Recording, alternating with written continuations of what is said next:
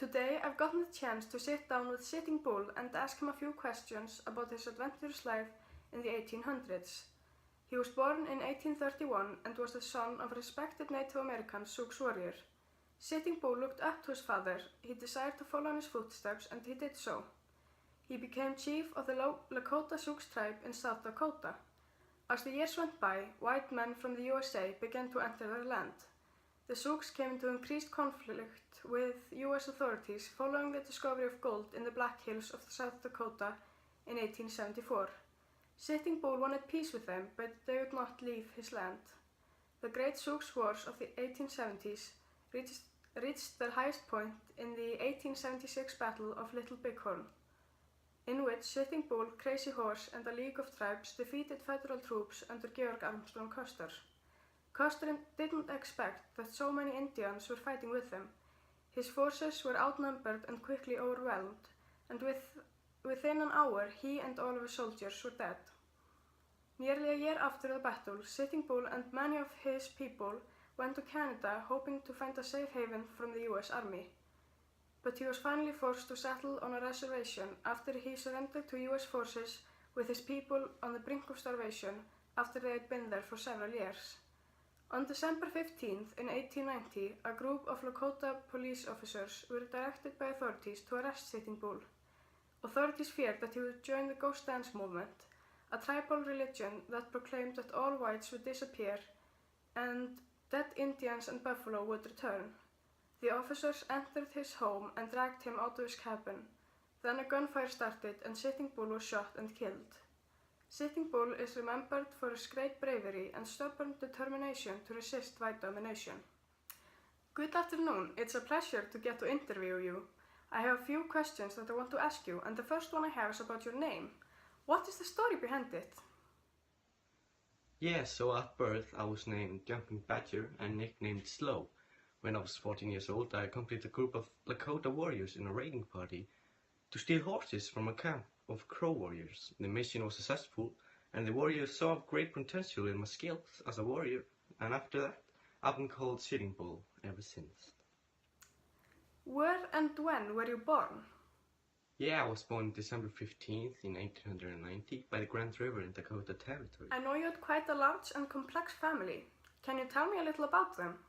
Yeah, my father, he was a great man, and his name was Jumping Bull, like mine, similar.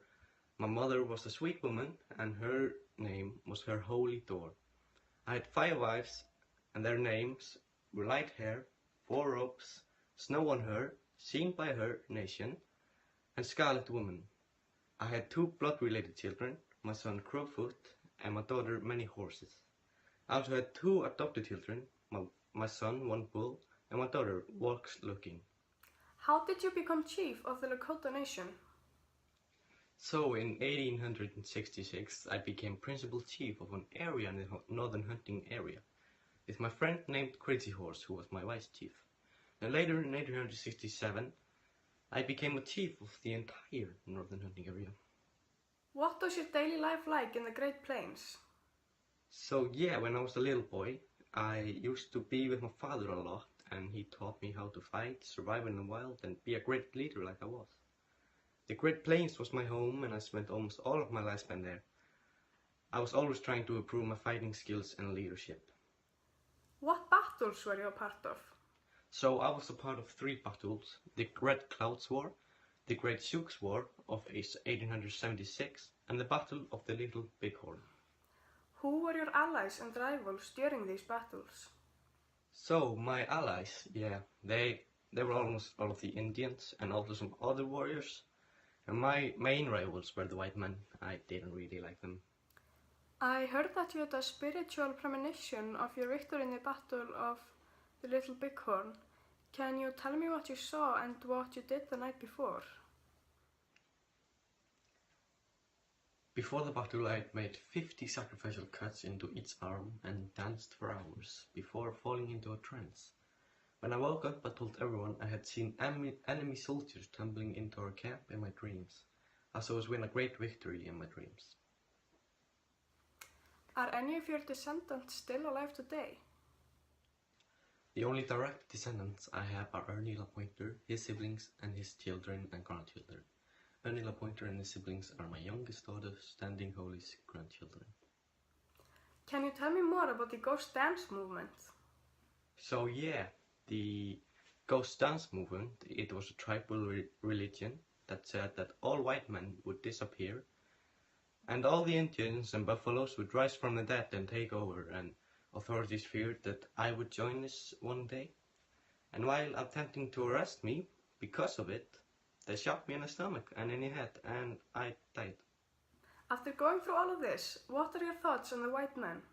The white man knows how to make everything, but he does not how to distribute it. I would rather die an Indian than live a white man. Well, it looks like our time is up. Thank you for talking to me.